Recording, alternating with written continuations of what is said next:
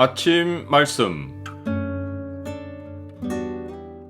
오늘 본문 말씀은 사도행전 11장 1절에서 18절입니다.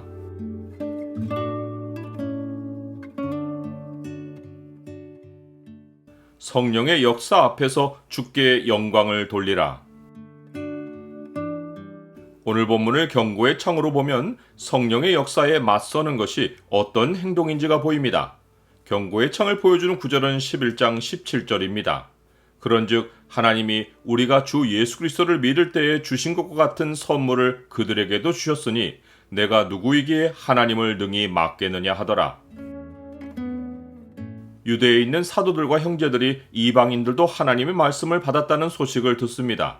그런데 그들 가운데 할례자들은 베드로가 가이사랴를 떠나 다시 예루살렘으로 올라갔을 때 네가 무할례자의 집에 들어가 함께 먹었다라고 하며 베드로를 비난합니다. 여기서 할례자들이란 회심 전에 바리새파에 속해 있다가 예수 그리스도를 믿은 자들입니다. 이들은 나중에 바울과 바나바와 적지 않은 다툼과 변론을 벌인 자들로서 믿는 자들이긴 한데 이방인에게 할례를 행하고 모세의 율법을 지키라고 명령하는 것이 마땅하다고 주장하는 자들입니다. 이들은 이방인이 모세의 법대로 할례를 받지 않으면 능히 구원받지 못할 것이라고 주장하기까지 했습니다. 즉 이방인들이 먼저 유대인이 되어야만 그 다음에 그리스도인도 될 수 있다는 것입니다. 이들은 베드로보다 훨씬 더 유대주의의 영향을 심각하게 받은 자들입니다. 유대주의는 성경보다 장로들의 전통을 중시했고 하나님의 말씀보다 랍비의 해석에 더 권위를 두었는데 할례자들은 아직 옛 관습에서 놓이지 못하고 사람이 만들어낸 규정들에 묶여서 복음의 메시지를 왜곡하는 지경에 이른 것입니다. 베드로는 이들의 비난을 듣고 차분하게 대응합니다. 이는 베드로 자신도 고넬료와 그와 함께한 무리에게 성령이 임하시는 사건을 목격하기 전까지는 유대인이 이방인과 교제하며 가까이 하는 것을 위법이라고 알았기 때문입니다. 베드로는 욥바시에서 기도할 때 보았던 환상 이야기부터 차근차근 설명합니다. 이 환상과 그 가운데 들린 소리는 3번 반복되었기에 절대로 잘못 보거나 잘못 들었다고 할 수 없습니다. 주님은 명확하게 말씀하시기를 하나님이 깨끗하게 하신 것을 네가 속되다고 하지 말라고 하셨습니다. 베드로는 이 환상만 아니라 성령이 직접 자기에게 명령하시며 아무 의심 말고 고넬료가 보낸 사람들을 따라가라고 하신 것도 말합니다. 베드로는 고넬료의 영적 체험도 말해줍니다. 고넬료에게는 천사가 나타나 메시지를 전했는데 사람을 욥바에 보내어 베드로라 하는 시몬을 청하라고 하며 그가 너와 내 온 집이 구원받을 말씀을 너에게 이를 것이라고 말했습니다. 이것은 하나님이 말씀 전할 자와 들을 자를 연결하시어 구원 역사를 이루어 가신다는 증거입니다. 베드로는 성령의 지시대로 가서 말씀을 전했는데 말을 시작할 때 성령이 그들에게 임하시기를 오순절 때 처음 우리에게 하신 것과 같이 하셨다고 증거합니다.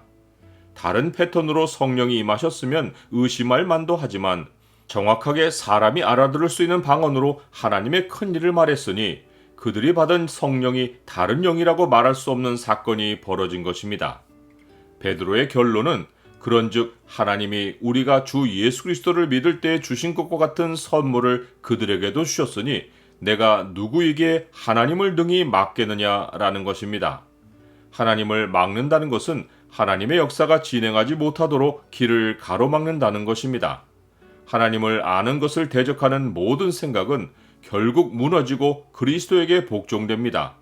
사도 바울은 이것이 하나님의 능력이라고 말합니다. 만일 복종하지 않으면 남은 일은 형벌입니다. 우리의 싸우는 무기는 육신에 속한 것이 아니요 오직 어떤 견고한 진도 무너뜨리는 하나님의 능력이라. 모든 이론을 무너뜨리며 하나님 아는 것을 대적하여 높아진 것을 다 무너뜨리고 모든 생각을 사로잡아 그리스도에게 복종하게 하니 너희의 복종이 온전하게 될 때에 모든 복종하지 않는 것을 벌하려고 준비하는 중에 있노라. 나는 성경 말씀을 깊이 알지 못한 채 내 생각으로 다른 성도의 신앙을 판단한 일은 없습니까? 베드로에게 비난을 가했던 할례자들은 베드로의 말을 듣고 잠잠하여 하나님께 영광을 돌리며 그러면 하나님께서 이방인에게도 생명 얻는 회개를 주셨도다 라고 말합니다. 그들은 베드로에게 앞뒤 이야기를 들어보지도 않고 그를 비난부터 했는데 베드로의 이야기를 전해 듣고는 성령의 역사 앞에 곧바로 하나님께 영광을 돌린 것입니다. 그러나 이들이 처음부터 보였어야 할 마땅한 태도는 듣기는 속히 하고 말하기는 더디하는 것입니다. 다른 사람의 말을 차근차근 듣기보다 비난부터 한다면 그 배후에 나의 논리와 생각이 강하게 자리하고 있다는 증거이기에 그럴 때는 그리스도 앞에 나를 복종시켜야 합니다. 그렇지 않을 때 예수님의 경고가 나에게 일어날 것입니다. 비판을 받지 아니하려거든 비판하지 말라. 너희가 비판하는 그 비판으로 너희가 비판을 받을 것이요 너희가 헤아리는 그 헤아림으로 너희가 헤아림을 받을 것이니라.